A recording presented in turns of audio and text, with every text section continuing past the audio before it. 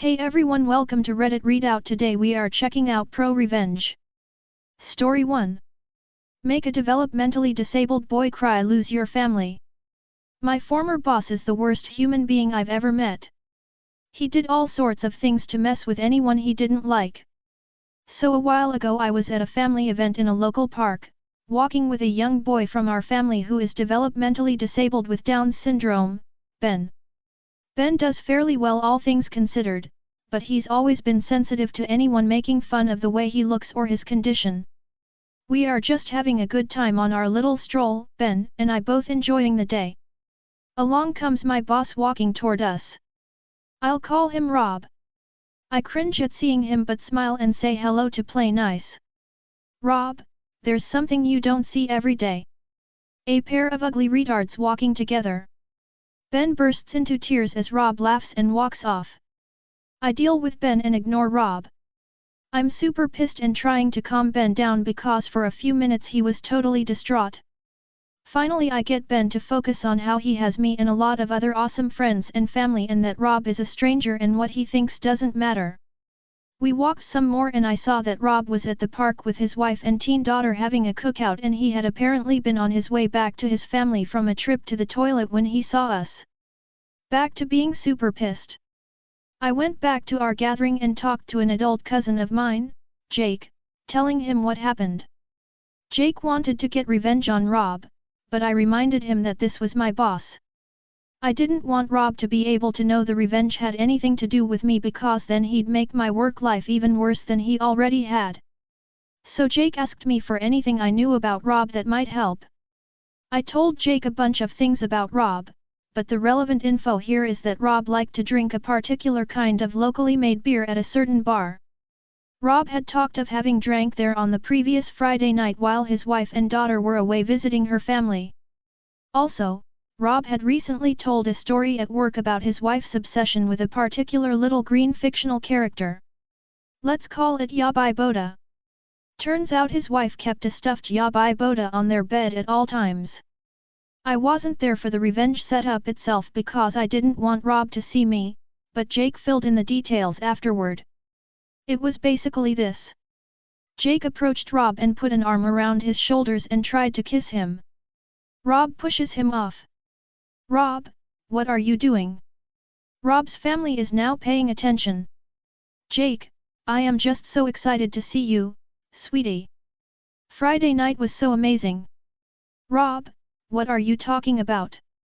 Jake, seriously, you're going to act like you don't remember now? I know you were a bit tipsy after all of those, specific local beers, at the local bar, but certainly you remember what happened later. Rob, nothing happened later. Or ever. I don't even know your name. Jake, really? You were screaming it on Friday. Rob, turning red, you lying son of a. Rob's wife, interrupting, listen, I don't know who you are, but this is my husband. I'm sure you have him mistaken for someone else. Please just leave us alone. Jake, oh no, I'm not mistaken. We had the best sex ever on Friday night and now he's acting like he doesn't even know me. Rob's wife, I told you, this is my husband. You're mistaken. Jake, oh, maybe I am. I guess it was someone else who took me back to his place on Rob's street, and had great sex with me on the bed right next to Yabai Boda. Sorry.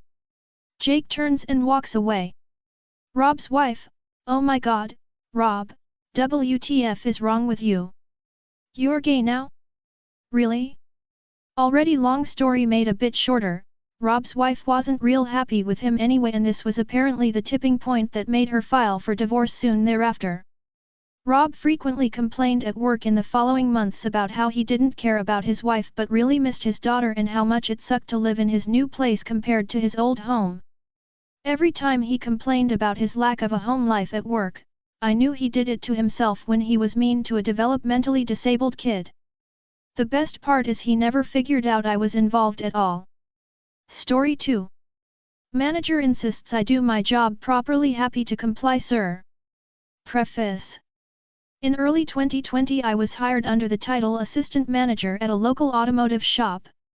We mainly sold tires, if you're American, and alloy wheels for passenger vehicles. The company owned several stores. I reported directly to my manager, who then reported to the owner of the company. Shortly after I was hired I noticed the behavior of the manager was far from professional. He would constantly mock and berate me for being the new guy. I believe part of this was jealousy and insecurity on his part, as I ended up recording more sales under my name within the first few months. He would also knock off work early and start drinking beer whilst the rest of us continued to work. I remember when he found out that I participated in MMA training sessions after work, he tried to goad me into a fight for his own amusement. Clearly this guy didn't like me and I was starting to get the feeling that he was trying to get me to snap or lose my cool, and as a result, my employment. I became even more certain of that with what happened next. Story. During the few months that I had worked there I had noticed that our takings for the day and sales records did not match. I would often spend half an hour to an hour after work trying to figure out where the errors were coming from, whilst the manager would simply throw his hands in the air and exclaim that he had no idea how this was happening.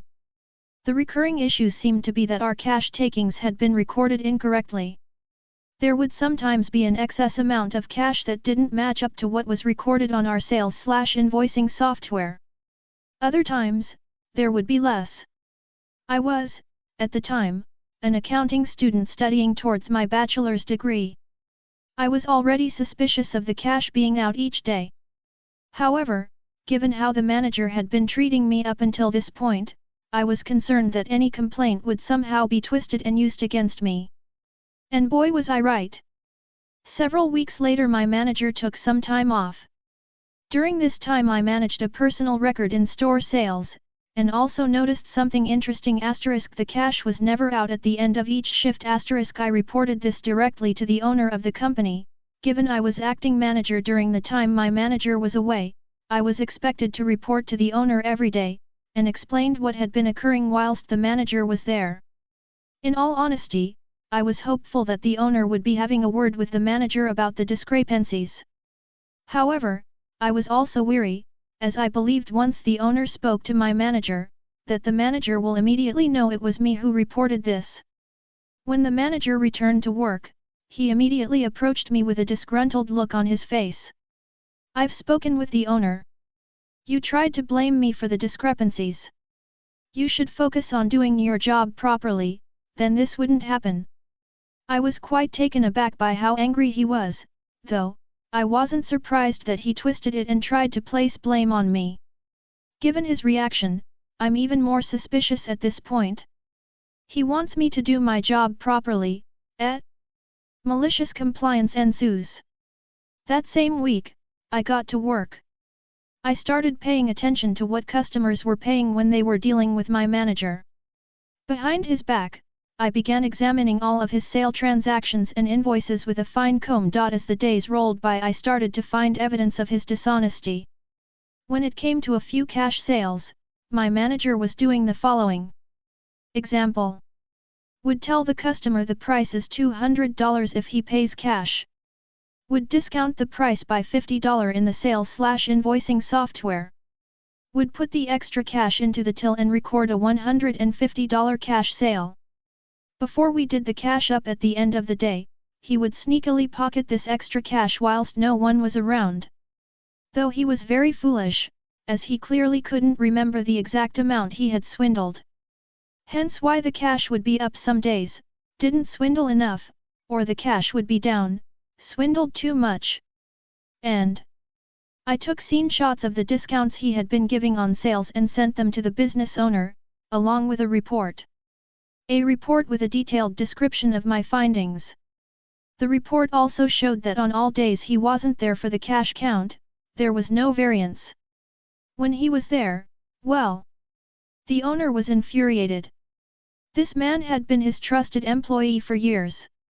The owner was so infuriated, in fact, that he ordered my manager do a mandatory drug test, pee in a cup style, on the same day he found out. And no surprises, he failed. Turns out the manager had quite the meth habit. This was most likely his sole motive for stealing cash, and the owner was beside himself. We operate machinery every day in this store, and so the thought of a manager walking around high as a kite wouldn't sit well with any health and safety professional. In fact, it could have landed the owner in serious legal trouble if any accident or injury occurred under this manager's watch. The manager was terminated immediately for violation of his contract, and was later taken to court by the owner in an attempt to recover the stolen funds. Safe to say, I was promoted to store manager position shortly after his termination. Story 3. Make my coworkers cry. I will help karma turn your life upside down. Backstory: I worked at this hotel for over 2 years and was one of 2 people left that went through the training when our hotel changed hotel franchises. During this training we were told about certain rules the company had.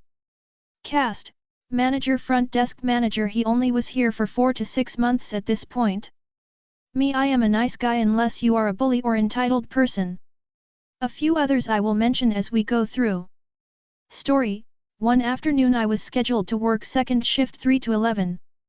I walked in and both AM front desk coworkers looked like they had been massively crying as their makeup was smeared. My manager looking quite pissed. I ask, "What's wrong?" "Manager, we have a major jerk as a guest. This guy is the highest level on the rewards for the hotel chain. He is very demanding and wants free upgrades, free this or that, and screams anytime he has an interaction with the staff. This guy has made every department call me complaining about him. Now this guy just came to the desk and screamed at these 2 coworkers until they both were crying.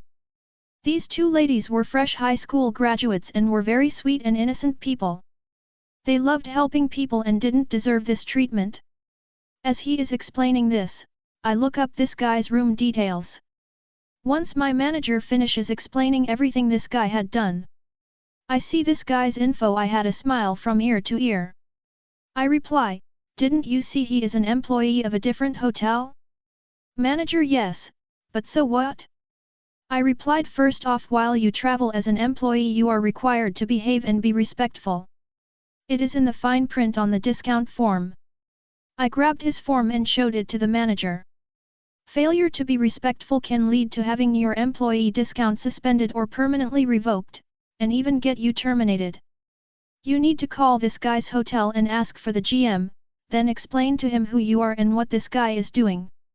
I look up the hotel phone number and call the hotel and then handed my manager the phone. Manager: after his call ends with the GM, he has an evil and satisfying smile on his face. His GM is steaming mad after I described all the stuff this guy has done. Main switchboard phone rings. I answered, "Hello, thank you for calling hotel name, how may I direct your call?" "Caller, I want to speak to entitled jerk's room please." I replied, "Absolutely sir, have a nice day."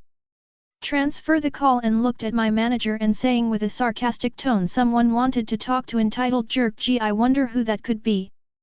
Manager continues: after he stopped laughing the GM gave me his personal cell phone number and said if I have any more issues at all to call him immediately.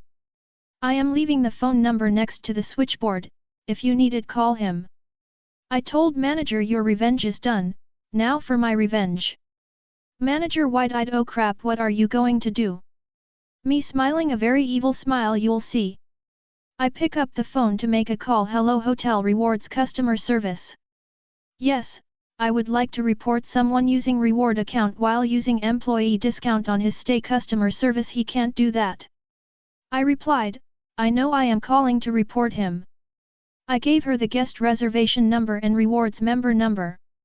I continued, "I bet anything if you dig through this guy's history you will find all his stays are probably at employee discount."